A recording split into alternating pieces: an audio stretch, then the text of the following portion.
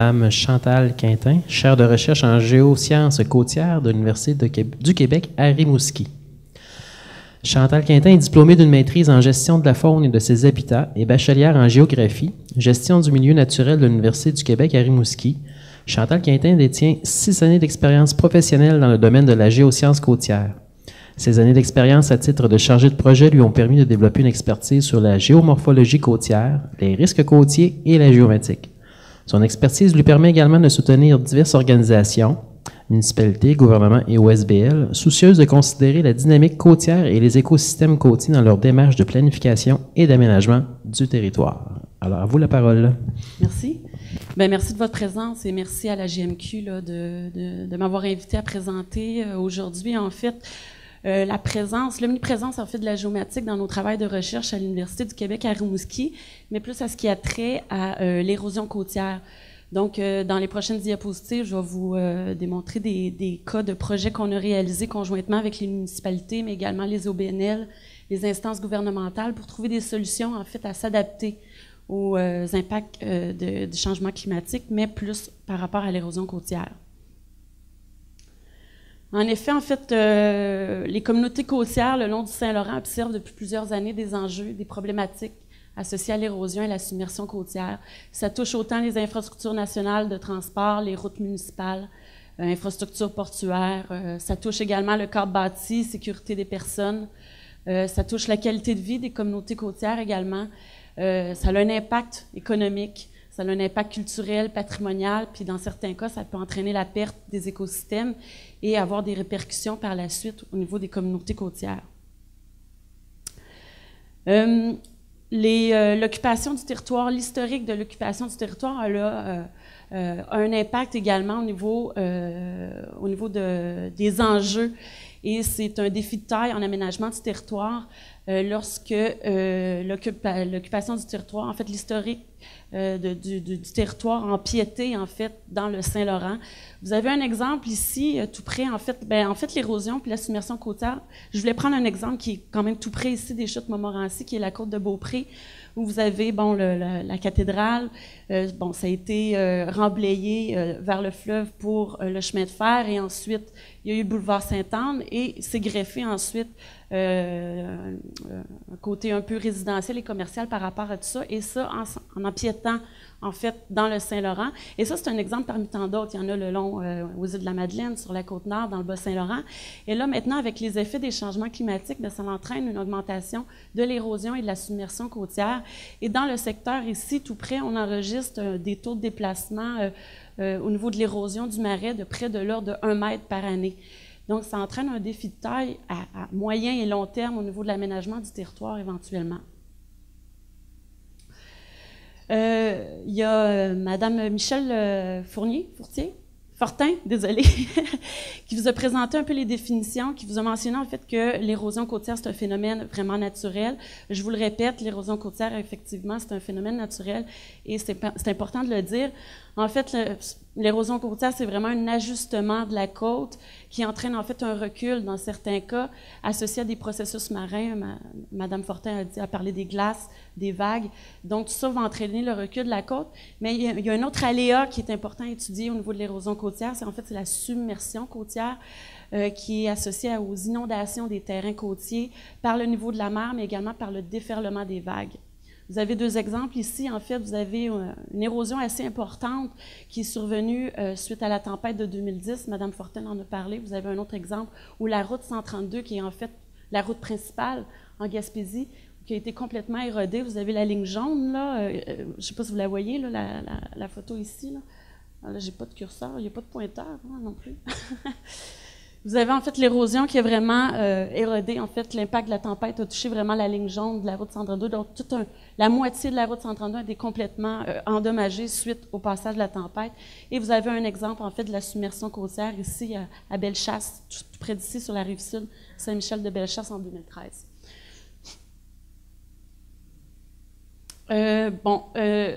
L'érosion côtière, en fait, peut survenir suite à des événements de tempête. Vous avez encore un autre cas d'un avant et après tempête, dans ce cas-ci à Sainte-Flavie, en Gaspésie, où, bien qu'il y avait des ouvrages de protection, enrochements, murets, suite au passage de la tempête de 2010, ces ouvrages de protection-là ont été complètement détruits, si bien que les vagues et l'érosion ont touché le corps bâti des résidences, en fait, principales, et ça a entraîné des dommages irréversibles dans plusieurs cas. Il y a eu des cas de démolition dans le Bas-Saint-Laurent et même de déménagement là, suite au passage de la tempête de 2010.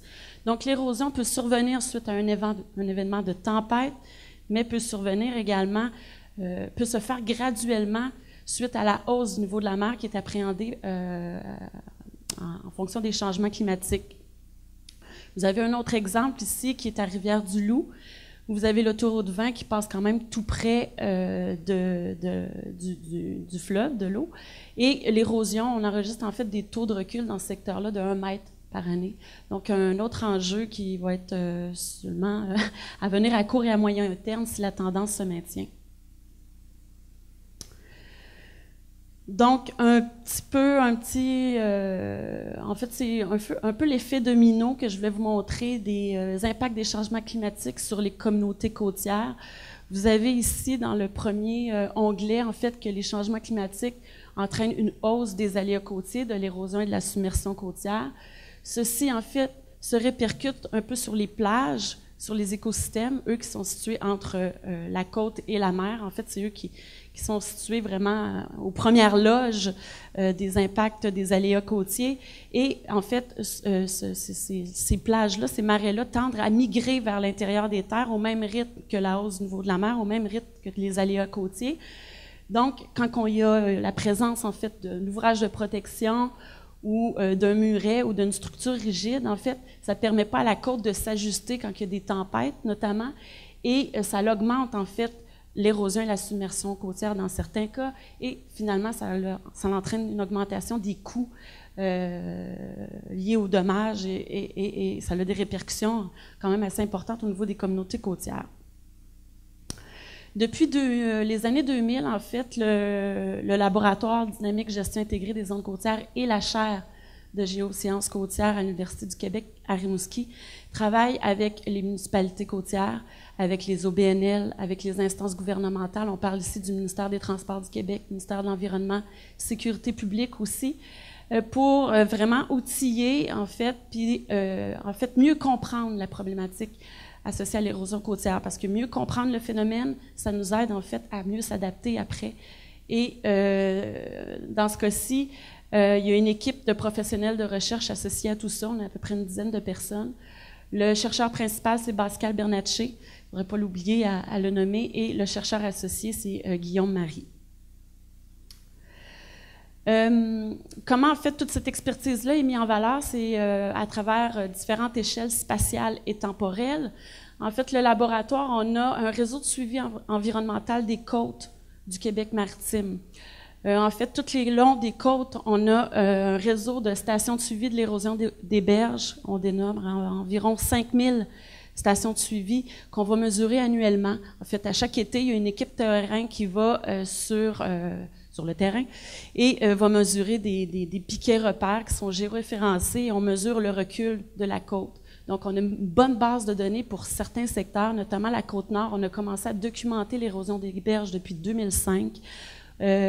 Sur à la rive sud, c'est plus autour de 2007. Ici, au niveau de la côte de Beaupré, l'île d'Orléans, c'est autour de 2007 aussi qu'on documente en fait l'érosion des berges à l'aide de ce suivi-là.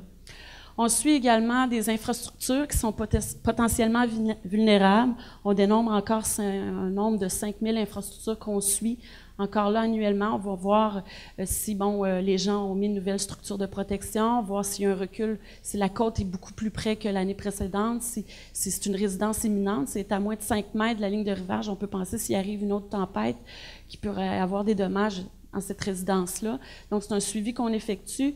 Et on a également un réseau de caméras de surveillance depuis peut-être 3-4 ans. On en dénombre présentement 50 qui sont situés autant, il y en a aux îles de la Madeleine, il y en a sur la Côte-Nord, il y en a sur la Rive-Sud. Et ça nous permet, en fait, de prendre des photos ou d'observer en temps réel, en fait, l'effet d'une tempête. Donc, ça nous permet vraiment de mieux comprendre l'érosion côtière.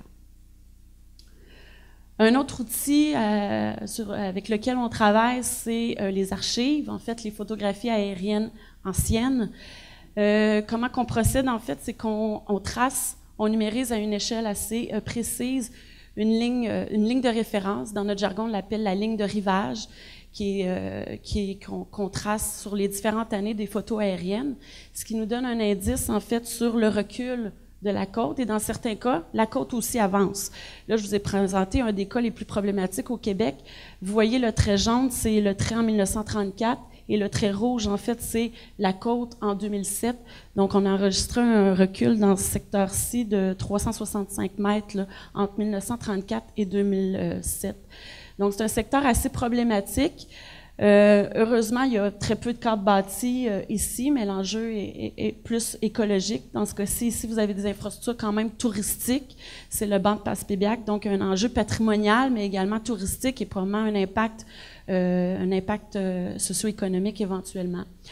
Donc, c'est deux méthodes qu'on utilise pour mieux comprendre en fait la côte actuellement à l'aide du réseau de suivi et dans le passé à l'aide des photos aériennes anciennes. L'intégration un peu de ces outils-là nous permet d'appliquer en fait un espèce de modèle de processus d'aide à la décision qu'on applique quand on réalise des projets avec les municipalités ou les OBNL, qui comprend en fait 3 étapes. La première étape, elle consiste en fait d'essayer de mieux comprendre en fait la côte, donc les effets des changements climatiques sur la côte. La deuxième étape ensuite consiste justement en faisant l'évolution de la côte à l'aide de photos aériennes, d'évaluer en fait la vulnérabilité. La vulnérabilité, on parle ici du cadre bâti, donc résidences, infrastructures telles les routes, mais également la vulnérabilité des écosystèmes côtiers, donc un enjeu écologique aussi. On tente d'évaluer ça et par la suite, en collaborant avec les acteurs, on essaie de trouver des solutions ensemble, en fait, pour trouver la solution la plus adaptée, la plus appropriée à la côte, mais pour la communauté côtière. Donc, dans les prochaines diapositives, en fait, je vais vous présenter 3 projets pour lesquels on a appliqué ce processus-là. Pour certains projets, on s'est tout simplement rendu à la première étape, et pour d'autres, étant donné qu'on travaille depuis plusieurs années, on a pu se rendre à la 3e étape. Donc, le premier projet dont je veux vous parler, c'est un projet qui vient tout juste de se terminer, pour laquelle la communauté métropolitaine de Québec ainsi que la TCR a financé. En fait, les différents acteurs de la CMQ voyaient des enjeux par rapport à l'érosion côtière et en fait, il n'y avait aucun portrait de la situation. Donc, dans un premier temps, c'était un peu de dresser le portrait du territoire, essayer de mieux comprendre un peu le phénomène lié à l'érosion sur leur territoire. Et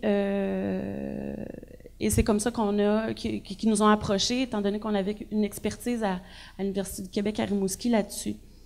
Donc, dans un premier temps, ce qu'on a fait, c'est qu'on a appliqué une méthode qu'on a fait pour l'Est du Québec.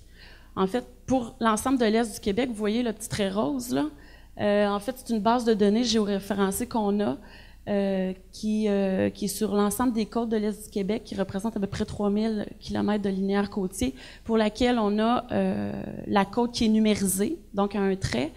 Et pour chaque segment homogène, on a de l'information associée à chaque segment, donc le type de côte, présence ou absence d'un ouvrage de protection, le type d'ouvrage de protection, est-ce que c'est un enrochement, est-ce que c'est un muret. Et en fait, on a appliqué cette méthode-là au projet de la TCR, la CMQ. Et le fait qu'on n'avait pas encore effectué cette base de données-là ici sur le territoire de la CMQ, c'est qu'on avait, en fait, le fait qu'on n'avait pas d'informations là, c'est qu'on n'avait pas d'imagerie précise pour pouvoir faire cette base de données géoréférencée-là. Donc, grâce à la collaboration justement de la CMQ et leur équipe de géomatique, là, Bruno Labonté ici présent, il y a vraiment une équipe hors pair qui nous a fourni une source d'information indispensable pour pouvoir vraiment faire un travail de précision qui nous a permis vraiment d'appliquer la méthode qu'on a fait à l'Est du Québec, mais appliquée sur le territoire de la TCR. Donc, comment qu'on procède? C'est on numérise en fait la côte au 1-600 sur des orthophotos couleur la plus récente et à l'aide également d'imagerie, à l'aide des données LIDAR, des modèles numériques d'élévation. On numérise tout d'abord la côte selon différents traits. Bon, vous avez ici la ligne de rivage. Des fois, on trace aussi le bas de talus et le haut de talus dans ce cas-ci. Et en fait, on associe de l'information à chacun des segments par la suite. Et ensuite, c'est sûr qu'il y a un travail de validation ensuite à faire à l'aide justement de photographies obliques, mais également des travaux terrain qui doivent se faire pour valider certaines informations. Par la suite, on peut faire une analyse spatiale de tout ça et en fait, ça répond aux besoins actuels de ce projet-ci qui était d'avoir un peu un portrait de leur territoire. Donc, vous avez un exemple ici d'une carte qui découle de ce projet-là, qui est en fait les types de côtes qui sont présents sur le territoire. Bon, je vous détaillerai pas tous les types de côtes qui sont présents sur les territoires, mais ça permet de savoir les secteurs qui sont en falaise, les secteurs de côte basse qui pourraient être éventuellement vulnérables à la submersion, au déferlement des tempêtes ou même à l'érosion côtière. Et étant donné de la précision à laquelle on a numérisé, ça nous permet également de sortir des statistiques par municipalité. Donc, savoir, quelle municipalité est composée plus de côtes meubles ou de côtes rocheuses. Bon, côtes meubles, on le sait, qui sont plus sensibles à l'érosion. Donc, ça nous donne une petite idée dans les secteurs qui seront plus sensibles à l'érosion par rapport à d'autres types de côtes. Un autre exemple de carte qu'on a réalisé, c'est la présence ou l'absence d'ouvrages de protection. Dans ce cas-ci, vous avez juste la présence ou l'absence, mais on a également réalisé le type d'infrastructure. Donc, pour chaque segment homogène, on avait, si c'était une présence d'enrochement ou d'un muret. Puis dans certains cas, même, on a été à un niveau encore plus détaillé, c'était l'état de la structure de protection. Puisqu'il y a dans certains secteurs, on a fait des relevés terrain et les gens pouvaient aller voir, en faisant la caractérisation côtière, de déterminer si l'ouvrage de protection était endommagé ou en bon état. Fait que ça donne vraiment un aperçu, en fait, aux acteurs du milieu d'avoir vraiment un portrait de leur territoire, à mieux comprendre la problématique associée à l'érosion. Et c'est une base de données, en fait, qui a été fournie ensuite à la CMQ. Et la CMQ peut ensuite l'utiliser là, et la mettre éventuellement en ligne. Au mois de juin? D'accord. Je vous parlais un petit peu plus tôt du réseau de suivi de l'érosion des berges. En fait, il y avait des stations de suivi de l'érosion des berges qui étaient présentes sur le territoire du projet en question. Donc, dans le cadre du projet, on a pu analyser, en fait, les données qu'on avait récoltées depuis 2007 pour chacun des piquets repères. Donc, ça donne, pour les acteurs du milieu, en fait, le degré d'intensité de l'érosion côtière. Donc, les secteurs, vous voyez qu'il y a des petites bulles rouges, des petits points rouges, ça veut dire que c'est des taux d'érosion de plus de 1 mètre par année qu'on enregistre depuis 2007. Donc, ça donne un peu un aperçu, dans ce cas-ci, pour certains secteurs, de l'intensité de l'érosion côtière. Donc, le projet dont je viens de vous parler, finalement, dans l'espèce de processus, là, le schéma d'aide à la décision correspond seulement à la première étape. Dans l'autre projet que je vais vous montrer, en fait, on va se diriger vers la deuxième étape, qui est un peu l'évaluation de la vulnérabilité au niveau du cadre bâti. En fait, grâce à un financement de la sécurité publique du Québec, on a pu évaluer en fait l'exposition potentielle des infrastructures à l'érosion côtière pour la MRC d'Avignon, Bonaventure dans la baie des Chaleurs. Un projet pour lequel il s'est terminé en 2014, un rapport qui en découle.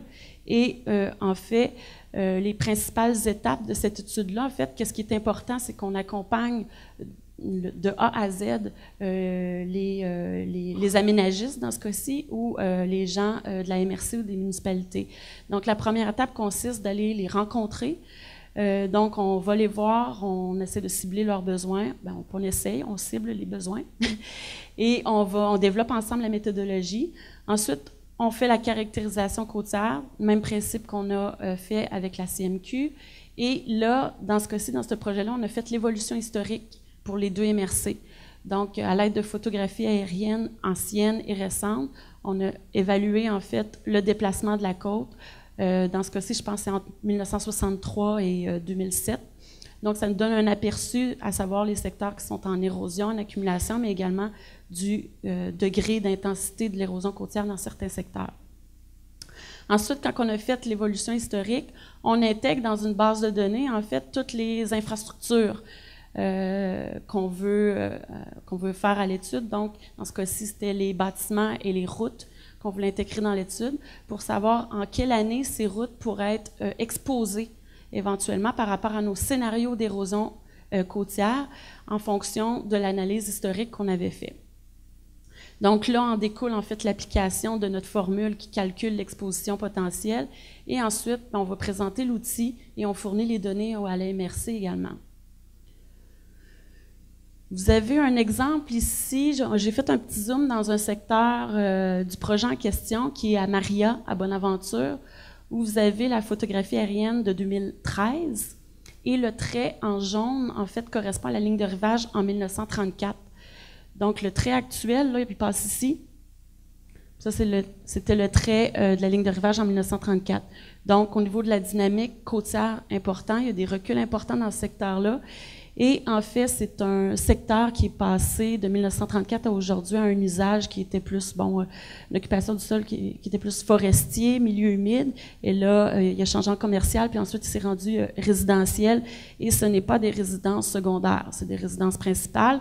Et vous voyez qu'ils sont quand même tout près de l'eau et c'est très bas, c'est sur des côtes basses.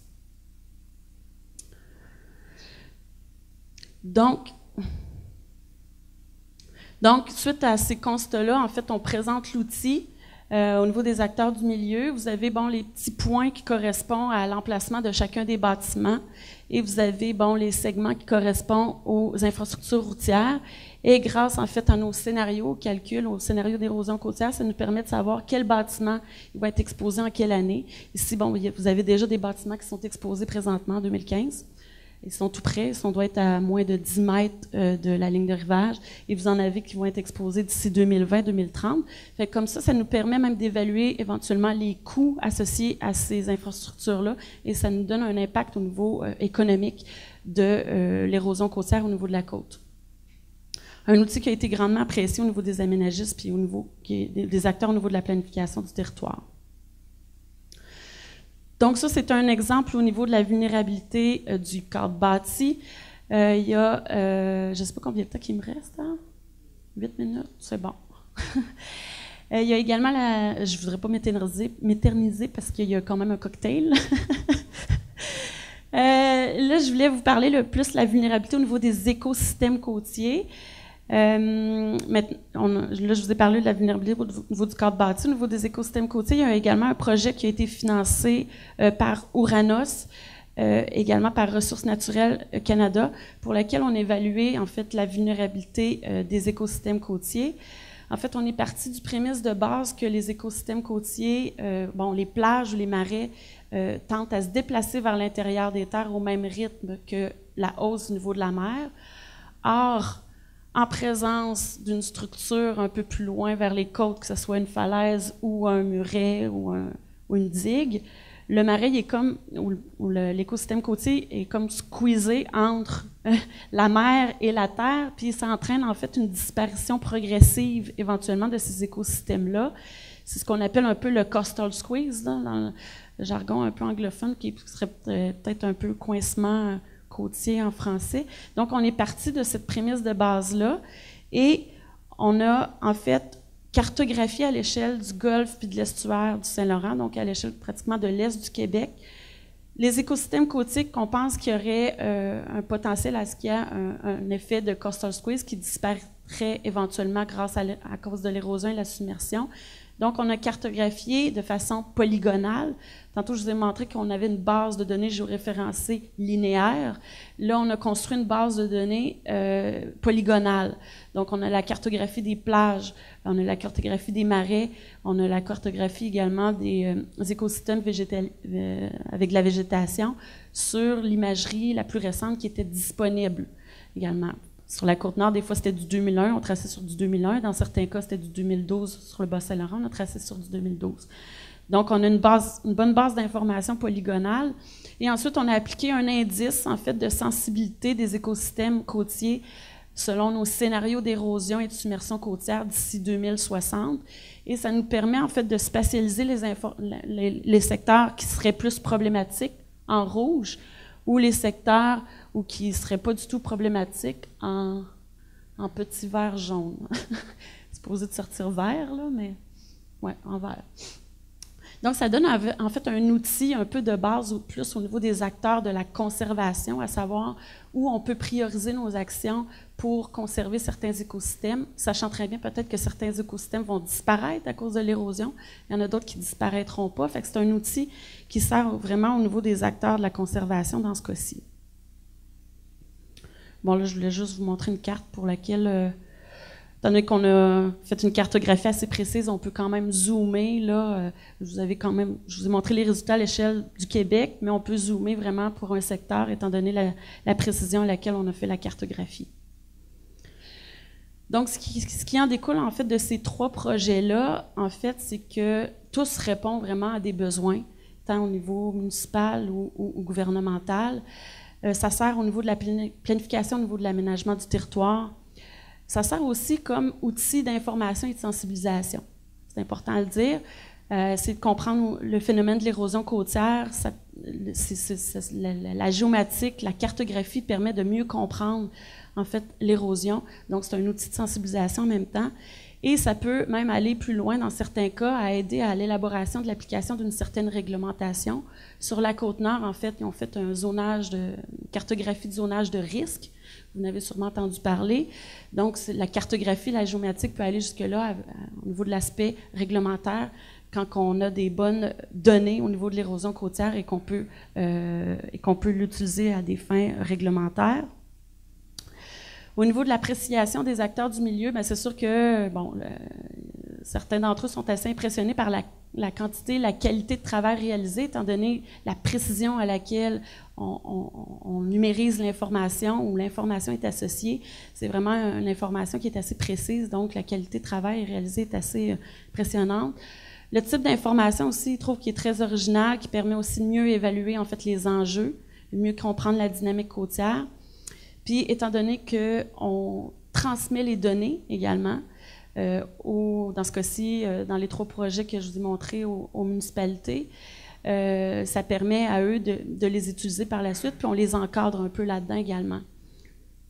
Et de ces 3 projets-là, en fait, étant donné que, justement, le projet au niveau de l'exposition, la vulnérabilité des infrastructures avait été réalisé juste pour 2 MRC, il y a plusieurs, en fait, ça a fait un peu boule de neige sur les autres MRC, si bien qu'on a déposé en juillet 2015, un projet au ministère de l'Environnement qui vise à évaluer la vulnérabilité et la résilience des zones côtières aux aléas côtiers dans un contexte de changement climatique.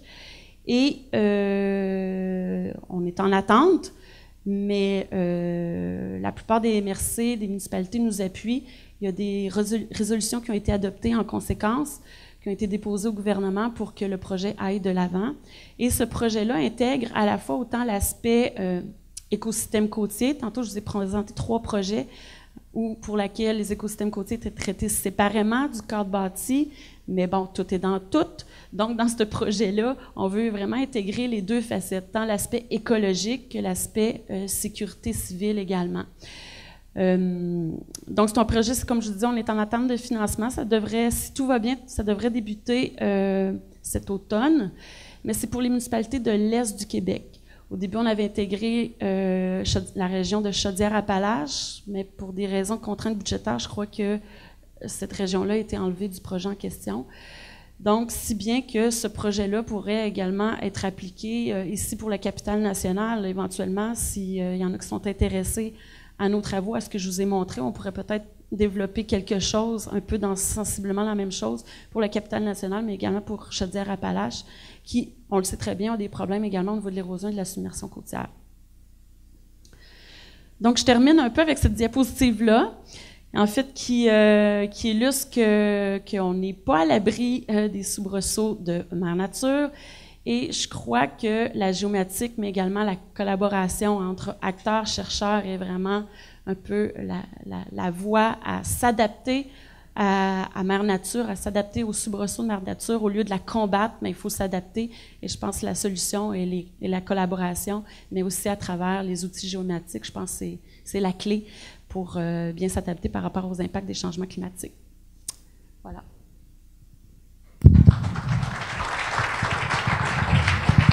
petite question, au niveau des différents polygones de risque, j'imagine, est-ce que les propriétaires et aussi les compagnies d'assurance sont dans le cycle de diffusion d'informations ou comment ça fonctionne? Pour l'instant, les projets dont je vous ai présentés, ça s'adressait tout simplement aux aménagistes, donc ceux qui œuvrent dans la planification de l'aménagement du territoire. Par la suite, je ne sais pas si les aménagistes prévoyaient de faire des séances d'information à leurs propriétaires, mais c'est ça. Je sais qu'en fait, il y a des OBNL, notamment, je ne sais pas si vous connaissez un peu les comités ZIP, qui, eux, en fait, leur rôle, c'est de sensibiliser un peu la population par rapport à l'érosion et la submersion côtière. Donc, eux, ils font souvent des séances d'information pour parler de la problématique et des fois, ils utilisent un peu nos exemples pour montrer à la population, pour les sensibiliser par rapport à tout ça. Fait que c'est une piste à explorer dans ce côté-là. Est-ce que vos résultats se sont matérialisés, exemple, dans des schémas d'aménagement, des MRC, ou c'est encore au niveau plus études? C'est pas encore concrétisé. Mais en fait, là, on fournit beaucoup d'outils cartographiques. Là, l'idée, après, dans le projet pour lequel on a déposé, on va aller encore un peu plus loin, c'est en fait de trouver des solutions d'adaptation qui n'est pas du cas par cas.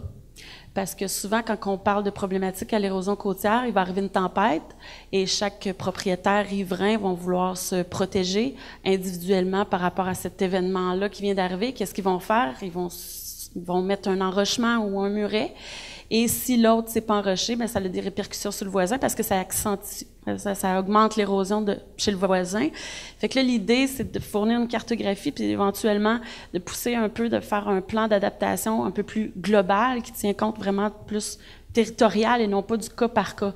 Le défi est là.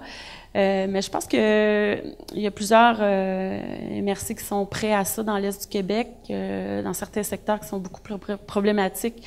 Je crois qu'on est prêt à ça, mais c'est sûr qu'il faut s'asseoir tout le monde ensemble. Il y a beaucoup d'enjeux, c'est pas facile, mais c'est un beau défi à relever.